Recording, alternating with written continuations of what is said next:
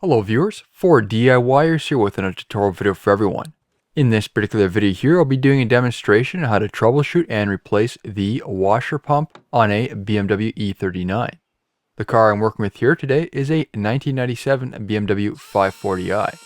A faulty washer pump will completely stop working, so when you apply the windshield washer fluid, the wipers will hit their swipe sequence, but no liquid will be sprayed. Start by safely elevating the front passenger side of the vehicle and remove the wheel. You might be able to pop the fender liner open just by turning the wheel, but it can be a tight space to work, and for tutorial purposes, it's easier to see. Here I am using my other half-inch drive impact wrench from OEM Tools, model number 24662. It has a 20-volt lithium-ion battery, a max forward speed of 240 foot-pounds, 300 foot-pounds in reverse, and a variable speed of 0 to 2200 RPM. With a 1-hour charge time, this affordable impact wrench is great for professionals in the field as well as weekend warriors. A link to this product will be included in the description below. I placed a jack stand under the subframe as a safety measure. Now for popping back the fender liner, it uses 8mm bolts, which will need to be removed on the back side. While it can be easier, you don't necessarily need to remove the whole fender liner completely. I was able to pop it open on the washer tank side and could get access to the pump quite easily. Now to remove the expanding clips, these have a center pin. I used the nozzle from a spray can, seems to work quite well for this. Slowly push the pin in, don't use too much force because we do need to retrieve these pins afterwards for reinstallation. Once the clips and bolts have been removed, pull the fender liner back to expose the pump. You can stick something inside to help keep the liner open. The pump for the washer jet is the second one. The first one on this particular car is for the headlight washers. This may vary between models. Push the tab on the electrical connector and pull up to disconnect. Once removed, we can test the circuit to ensure it is working correctly.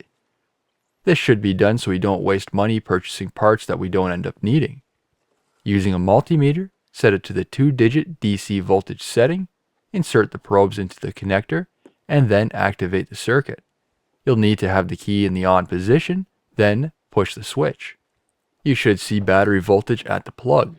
If there is no voltage present, you may have a fault with the switch, blown fuse, damaged wire, or some other fault in the circuit. If voltage is low, then you may have a corroded connector or wire. You can also test the ground and power wire by separately testing them to a known ground and power source. If you have an extra pump, beyond using a multimeter, you can just simply plug it into the circuit and then test. You will hear the pump activate for a moment until the sequence is done. Clean the surrounding area on the tank to minimize any risk of dirt falling inside. Remove the line, which snaps into place on the tank. For the new pump, I sprayed the tip in food-safe silicone spray. This won't dry out the rubber or plastic, but it will make for easier installation. For installation, I'll try not to drain the fluid. It can be tough, but it's possible. So have everything within reaching distance when you pull everything apart. Even when you pull the washer line off, the fluid will come out too. Using side cutters, clip the zip tie on the hose. To remove the hose, rotate the pump out and then pull off the hose. You can use your finger to plug off a line when fluid starts to come out. To pull the pump up, you will need to twist and pull at the same time. Once removed, plug the hole with your finger. You may or may not need a new rubber gasket. Mine is still in good condition, and this is also equipped with a screen, so make sure you do purchase the correct part for your vehicle. Install the new pump by pushing it into place. You may need to rotate it slightly to help it seat. The pump does snap into the case on the tank. Reinstall the hose.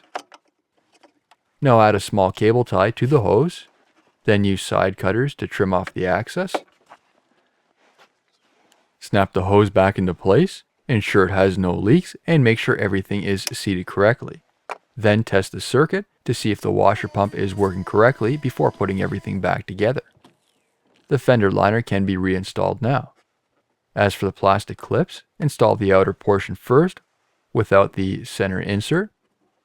Then push in the center pin. They do go in somewhat hard, so use the assistance of a flat face tool. I use my side cutters. In this case, the jaws work quite well. Install the wheel and you're done. New videos are released every week on my channel. Subscribe to this YouTube channel by clicking on the button below the video.